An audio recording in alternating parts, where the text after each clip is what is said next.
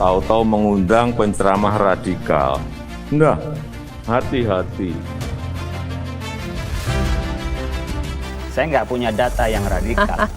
Yang punya data adalah yang terstandar oleh MUI. Sekarang hampir 1.000 ustadz yang terstandar oleh MUI. Radikalnya versi siapa? Menurut ulama bukan radikal, tapi menurut mereka radikal. Nanti timbul benturan.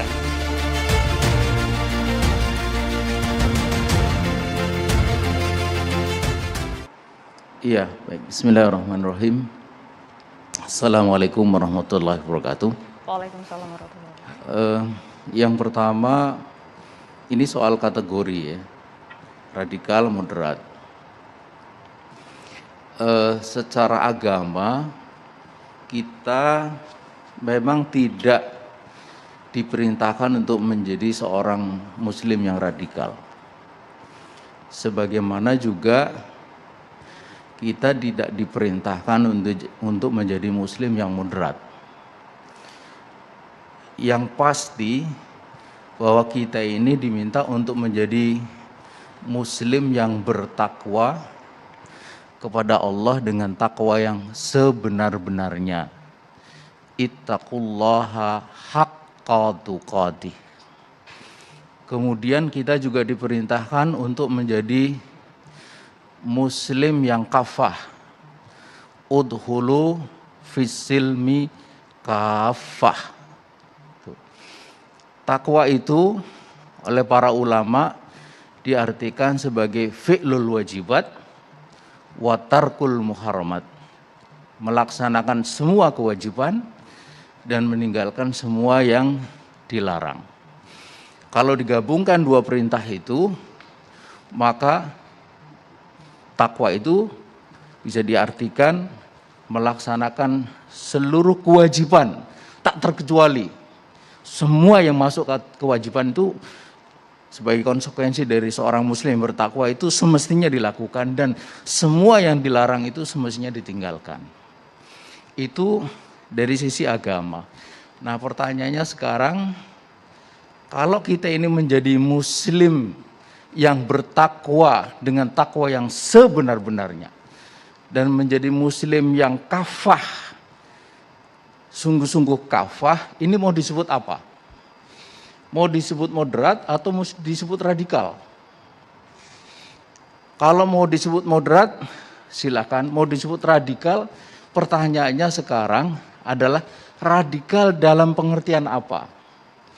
Sebab radikal itu adalah satu istilah yang dia bisa bermakna baik, bisa bermakna buruk. Dulu di masa Soekarno, Bung Karno, itu Bung Karno pernah mengatakan bahwa untuk kita merdeka itu diperlukan partai pelopor. Kata beliau, ciri dari partai pelopor adalah bahwa dia memiliki sifat radikal dinamis. Jelas, radikal di sini bermakna positif. Karena ini akan menjadi energi perlawanan, perjuangan bagi merebut kemerdekaan. Nah, sekarang radikal yang dipakai, apakah masih bermakna positif seperti itu? Tampaknya tidak. Ini sudah menjadi sebuah kalimat pejoratif. Pak Ismail, artinya karena itu saya ingin mengatakan bahwa ini kategori bukan kategori agama, tapi sudah kategori politik. Itu.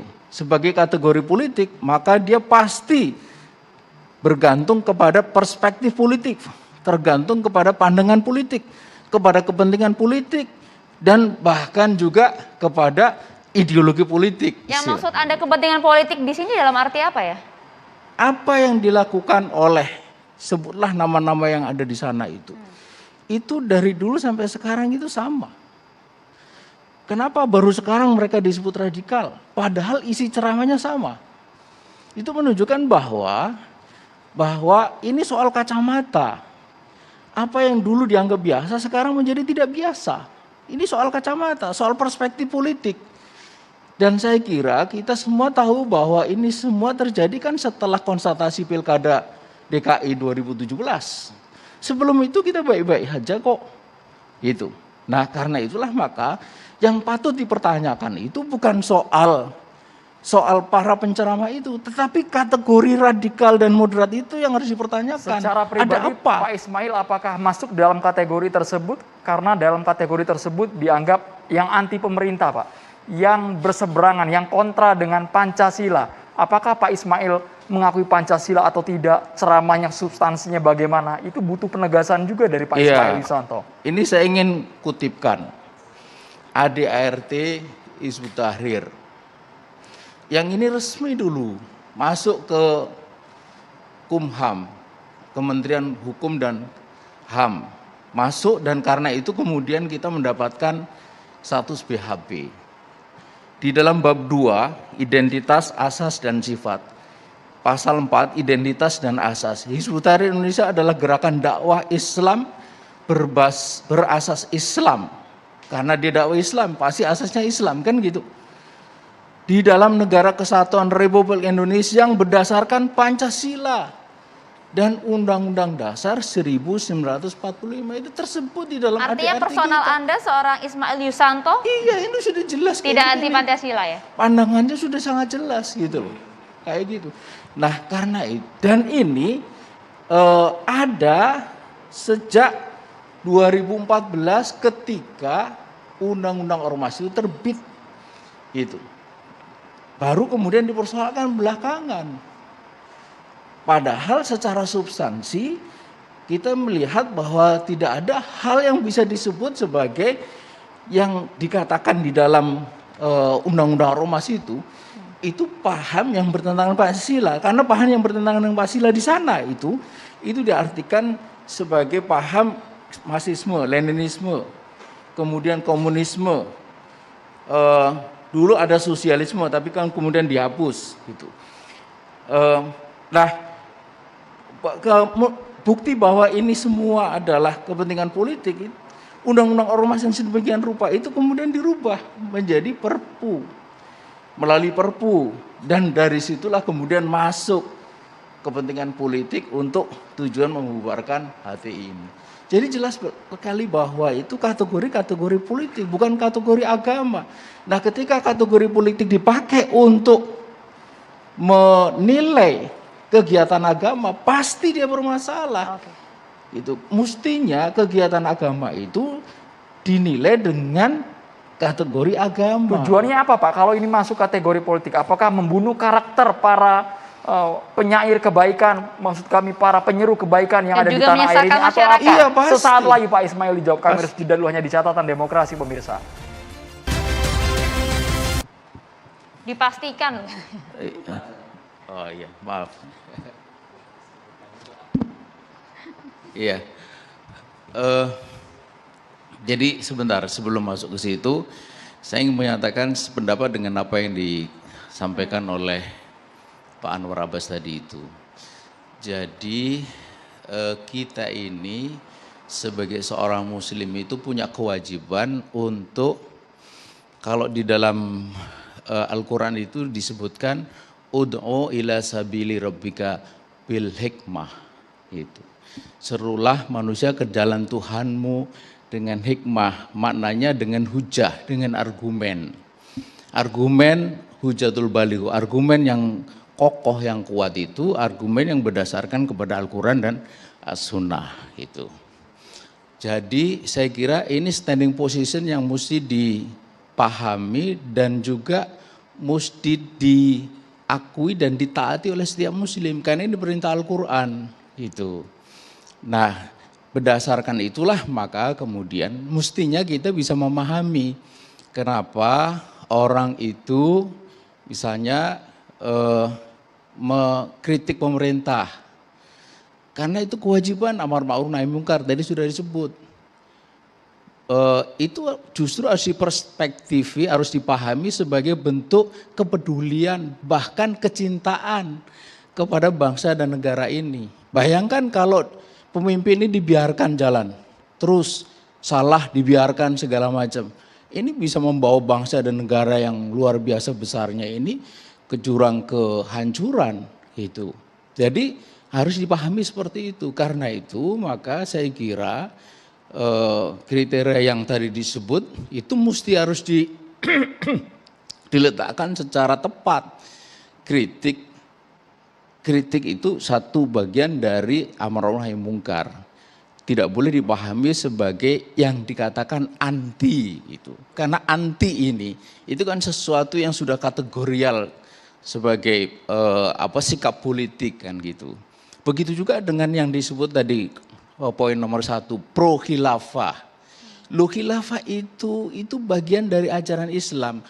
Ijtima ulama kemarin 2021 dengan tegas mengatakan itu bagian dari ajaran Islam. Bahkan dikatakan tidak boleh. Ijtima ulama di mana? Itu Pak Ismail. Sebentar, saya bicara dulu. Ya. Jadi Ijtima ulama di Jakarta 2021 November mengatakan bahwa khilafah itu bagian dari Islam. Oleh karena itu Ijtima itu mengatakan bahwa tidak boleh ada upaya stigma buruk sedemikian rupa membuat seolah-olah jihad dan khilafah itu bukan bagian dari ajaran Islam. Kalau dia ajaran Islam, maka dia bagian dari apa yang mesti diserukan kepada manusia karena dia merupakan sebuah kewajiban.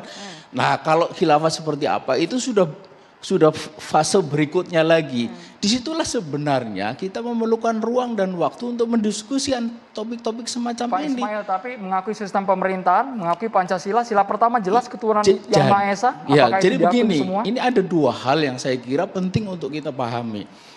Yang pertama bahwa misalnya kita ambil contoh yang ringan ya, sistem perbankan kita. Sistem perbankan kita itu kan ribawi, ya kan?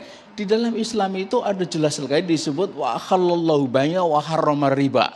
Pertanyaan saya, sistem perbankan yang ribawi ini akan kita biarkan atau dengan ayat ini tidak kita sampaikan dengan alasan bahwa ini sudah ada begini, ataukah tetap kita sampaikan?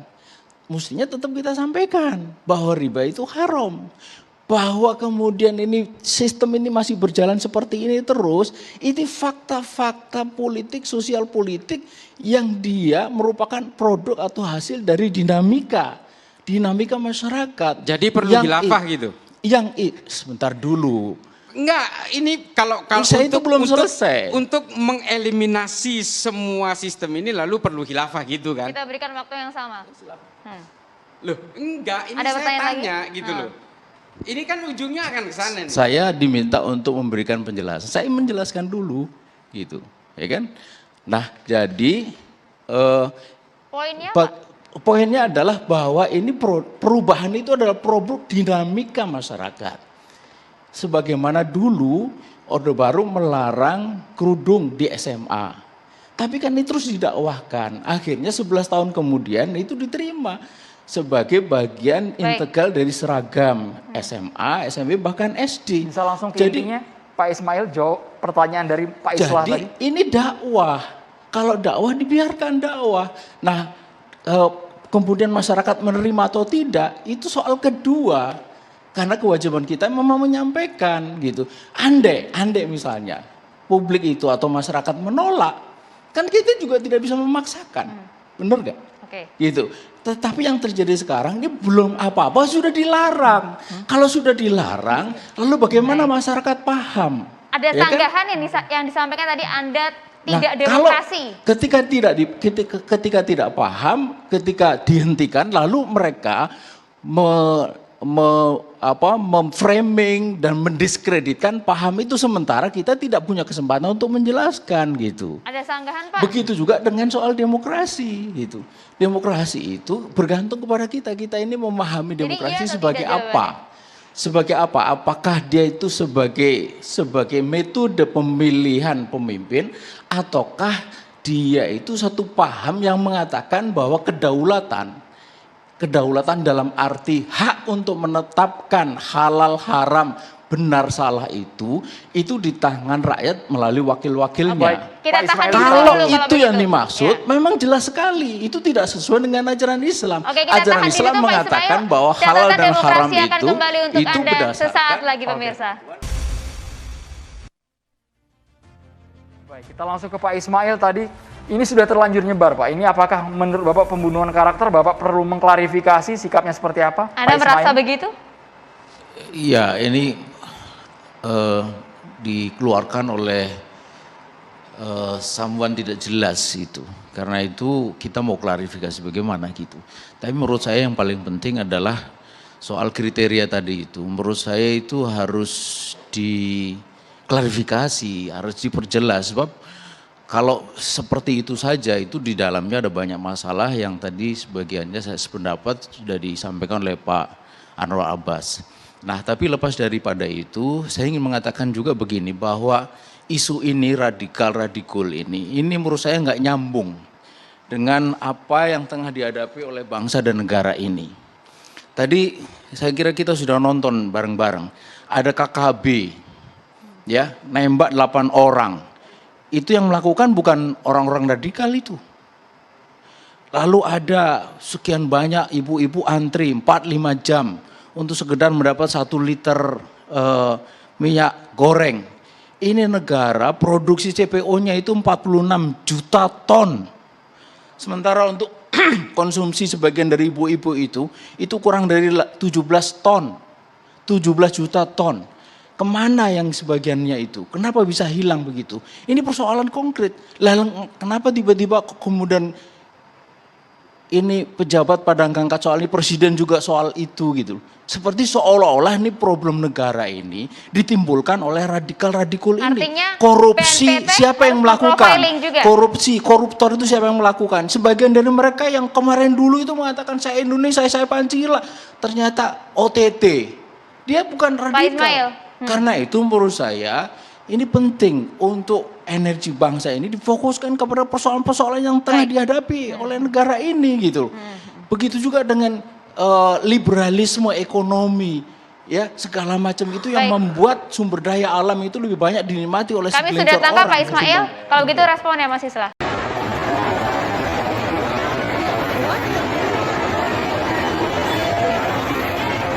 Luar biasa macet. Antri minyak di Kecamatan Lubuk Linggau Utara 2.